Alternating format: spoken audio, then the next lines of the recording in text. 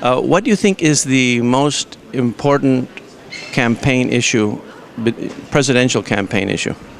Well, it's the same as what it was 2 years ago, and really the same as what it was 4 years ago, and that's getting the economy up out of the doldrums and back on track, repositioning America as a job creator, and putting the people back to work who want to go back to work.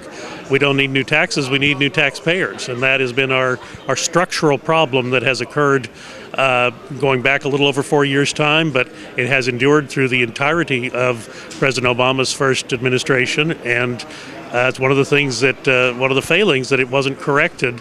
They had an opportunity. They did everything under the sun except try to improve the economic conditions of working Americans, pursued health care, pursued Dodd-Frank, pursued all of these other issues that really were of secondary importance to the American people. The number one thing they said they wanted for America to do was get back to work.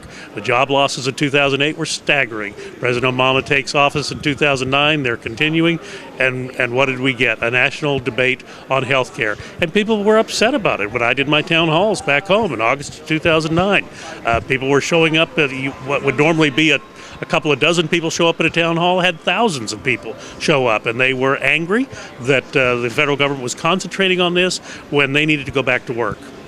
Can you increase prosperity and employment by increasing government spending?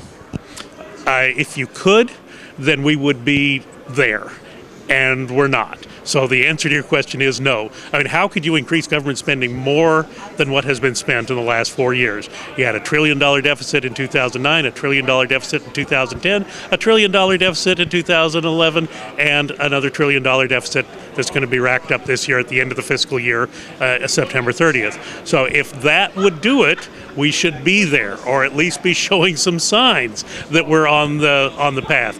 It isn't going to work. And what happens is you take those federal dollars and you take money out of the private sector, and the private sector jobs, you have private sector money that is sitting on the sidelines waiting for something different to happen in the economy.